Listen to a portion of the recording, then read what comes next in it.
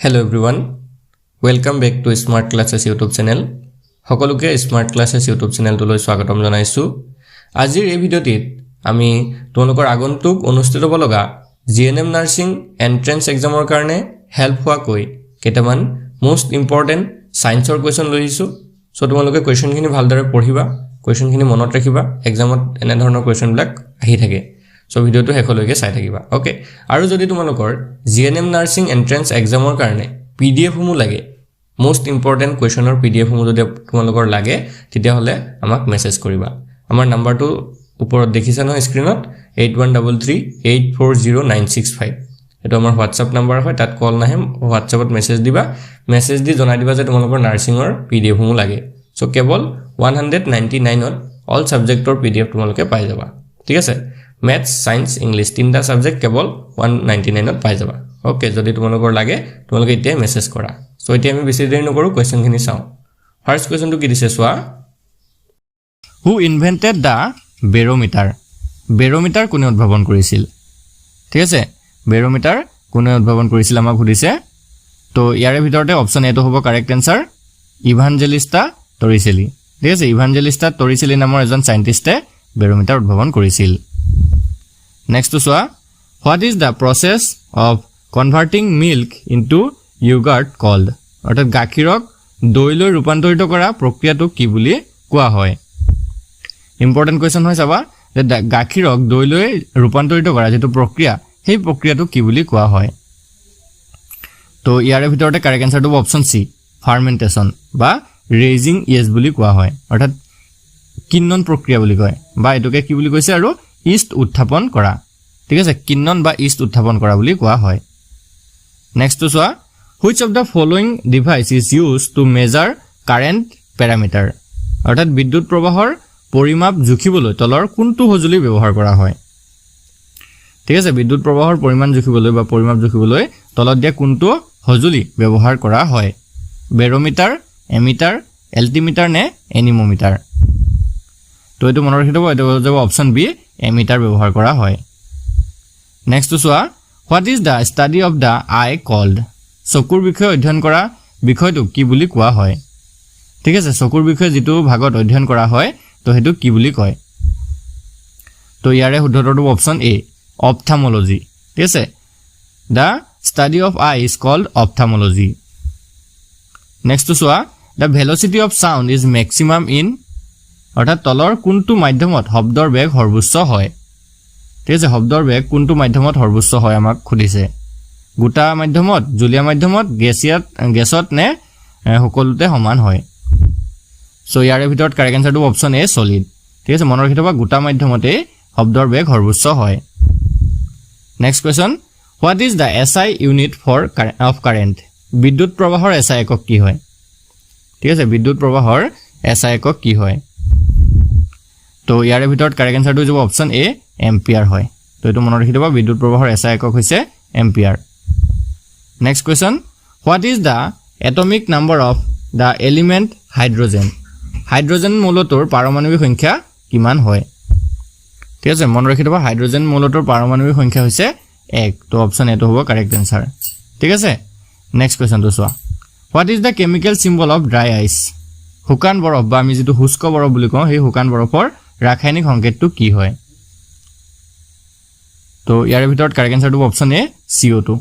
CO2 বা carbon ডাই oxide যেটো আছে এটোকে শুকান বৰফ বুলিও কোৱা হয়। Next question, which of the following disease affect the body's lungs? তলৰ কোনটো ৰোগে শৰীৰৰ হাঁওফাঁওত প্ৰভাৱ পেলায়? ঠিক আছে, মানুহৰ শৰীৰৰ হাঁওফাঁওত কোনটো ৰোগে প্ৰভাৱ পেলায় সুধিছে।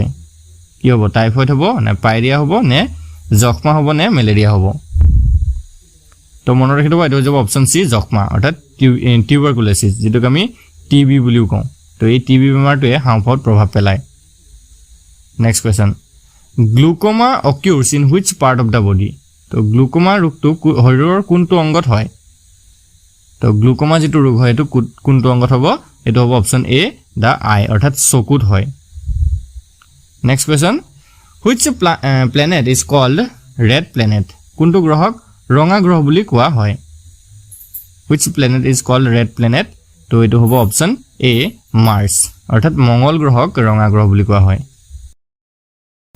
নেক্সট কোৱেশ্চনটো কি দিছে চোৱা হু first showed that the sun was at the center of solar system কোনে পোনপ্ৰথমে সূৰ্যক সৌৰজগতৰ কেন্দ্ৰত থাকে বুলি দেখুৱাইছিল ঠিক আছে পোনপ্ৰথমে কোনে সূৰ্যটো যে সৌৰজগতৰ কেন্দ্ৰত থাকে হেতু দেখুৱাইছিল তো এটো হৈ যাবগে অপচন ডি কপাৰ্নিকাছে তো এটো মনত ৰাখিব কপাৰ্নিকাছে এটো দেখুৱাইছিল next question what is the SI unit of force বলৰ এসআই একক কি হয় ঠিক আছে বলৰ এসআই একক কি হদিছে তো এটো হ'ব অপচন এ এন এন মানে হৈছে নিউটন তো এটো মনত ৰাখিব বলৰ এসআই এককটো কি হয় নিউটন হয় নেক্সট তো চোৱা হোৱাট ইজ দ্য আদাৰ name of Newton's first law of motion নিউটনৰ গতি বিষয়ক প্ৰথম সূত্ৰৰ অন্যটো নাম কি হয় নিউটনৰ গতি বিষয়ক যিকিটা সূত্ৰ আছে তিনটা সূত্ৰ তাৰে প্ৰথম সূত্ৰটোৰ আৰু এটা নাম আছে তো হেতু কি হয় তো এটো হ'ব option B law of inertia অৰ্থাৎ জড়তাৰ সূত্ৰ বুলি কোৱা হয় নেক্সট কোৱেশ্চনটো হৈছে what is the name of the scientist who gave the three formulas of motion গতি বিষয়ক সূত্ৰ তিনিটা দাঙি ধৰা বৈজ্ঞানিকজনৰ নাম কি তো এটো আমি জানোৱে এটো হ'ব অপচন এ নিউটন স্যাৰ আইজাক নিউটনেই গতি বিষয়ক তিনটা সূত্ৰ দাঙি ধৰিছিল next question which part of the eye controls the amount of light entering the eyes অৰ্থাৎ চকুত প্ৰৱেশ কৰা পোহৰৰ পৰিমাণ নিয়ন্ত্ৰণ কৰা চকুৰ অংশটোৰ নাম কি হয় ঠিক আছে চকুৰ কোনটো অংশই পোহৰৰ পৰিমাণ নিয়ন্ত্ৰণ কৰে ঠিক আছে চকুত প্ৰৱেশ কৰা পোহৰৰ পৰিমাণ নিয়ন্ত্ৰণ কৰে তো এটো চকুৰ পাৰ্টটোৰ নাম কি হয় কোনটো হ'ব অক্ষিপট হ'ব নে কৰ্ণিয়া হ'ব নে চকুৰ মণি হ'ব নে চকুৰ পতা কোনটো হ'ব তো এটো হৈ যাব অপচন ডি চকুৰ পতা অৰ্থাৎ এটো আইৰিস আছে এই আইৰিস পাৰ্টটো next question which technique is used in washing machines to squeeze out water from wet clothes অৰ্থাৎ washing machine ত ভিজা কাপোৰৰ পৰা পানী আঁতৰাবলৈ কোনটো পদ্ধতি ব্যৱহাৰ কৰা হয় ঠিক আছে যিবিলাক তিতা কাপোৰ থাকে তিতা কাপোৰৰ পৰা পানীখিনি আঁতৰাবলৈ কি মেথড ইউজ কৰা হয় বা কোনটো প্ৰক্ৰিয়া ইউজ কৰা হয় তো এটো হ'ব অপচন বি সেন্ট্ৰিফুগেশন অৰ্থাৎ অপকেন্দ্ৰিক পদ্ধতি ব্যৱহাৰ কৰা হয় next question who discovered the nucleus in the cell তো কোনে কোষৰ কোষ কেন্দ্ৰ আৱিষ্কাৰ কৰিছিল কোষৰ যেটো কোষ কেন্দ্ৰ থাকে হেতু কোনে আৱিষ্কাৰ কৰিছিল তো ইয়াৰ কাৰেক্ট আনসাৰটো অপচন বি ৰবাৰ্ট ব্ৰাউনে আৱিষ্কাৰ কৰিছিল next question what is the full form of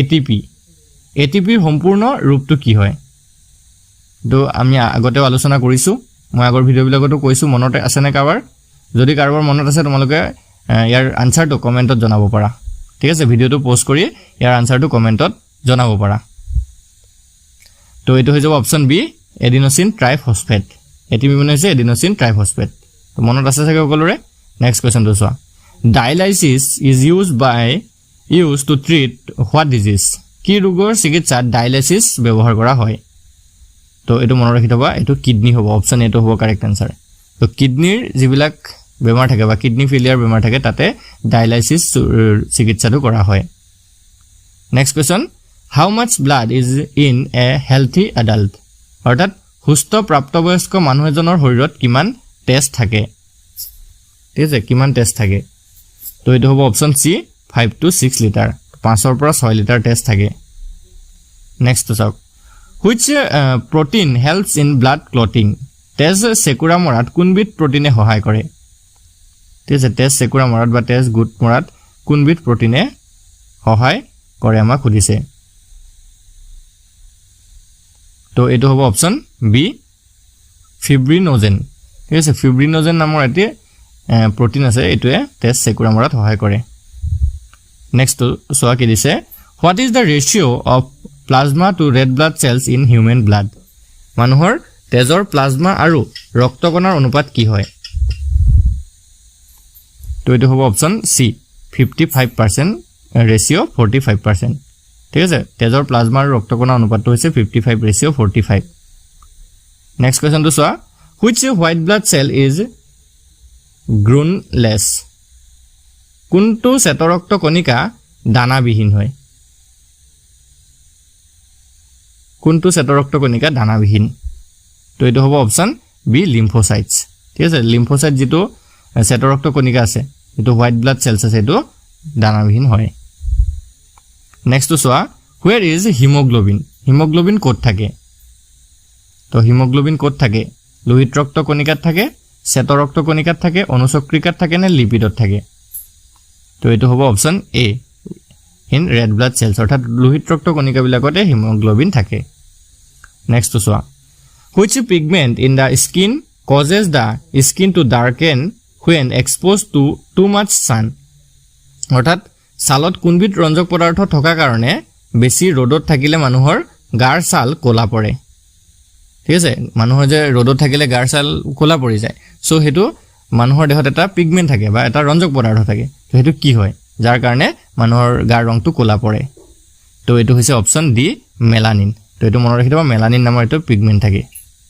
next চোৱা মেমেলস আৰ অৰ্থাৎ স্তন্যপায়ী প্ৰাণীবোৰ হৈছে তো স্তন্যপায়ী প্ৰাণীবোৰ কি হয়নো অপচন কিটা পঢ়ি চোৱা উষ্ণ ৰক্তি হয় নে শীতল ৰক্তি হয় নে উষ্ণ ৰক্তি বা শীতল ৰক্তি হয় নে তেজৰ উষ্ণতাৰ দ্বাৰা চিনাক্ত কৰিব নোৱাৰি তো এটো কোনটো হ'ব এটো হ'বগে অপচন এ ওয়ার্ম ব্লাডেড অৰ্থাৎ উষ্ণ ৰক্তি হয় নেক্সট চোৱা how many chambers are there in the human heart এটো আমি আগৰ ভিডিওতে আলোচনা কৰিছো মানুহৰ হৃদপিণ্ডৰ কোঠালীৰ সংখ্যা কেইটা হয় তো এটো কমেন্ট কৰিব লাগিব সকলোৱে ঠিক আছে ভিডিওটো এতিয়া পোষ্ট কৰা আৰু কমেন্ট কৰা আনসাৰ কি হ'ব মানুহৰ হৃদযন্ত্ৰৰ কোঠালী কেইটা দুটা চাৰিটা এটা নে তিনটা সকলোৱে কমেন্ট কৰিলা চাগে তো এটো হ'ব অপচন বি 4 হয় নে চাৰিটা হয় নেক্সট কোৱেশ্চন আৰু লাষ্ট কোৱেশ্চন এটো which gland controls tears কি গ্ৰন্থিয়ে অশ্ৰু নিয়ন্ত্ৰণ কৰে বা চকু পানী ঠিক আছে চকু পানী কি গ্ৰন্থিয়ে নিয়ন্ত্ৰণ কৰে তো কোনটো হ'ব পিটুইটাৰি হ'ব থাইৰয়েড হ'ব অগ্ন্যাশয় হ'ব নে লেক্ৰামেল গ্ৰন্থি হ'ব সো এটো অপচন ডি হ'ব লেক্ৰামেল গ্ৰন্থি মনত ৰাখিবা লেক্ৰামেল যেটো গ্ৰন্থি বা যেটো গ্ল্যান্ড আছে এটোৱে চকু পানী নিয়ন্ত্ৰণ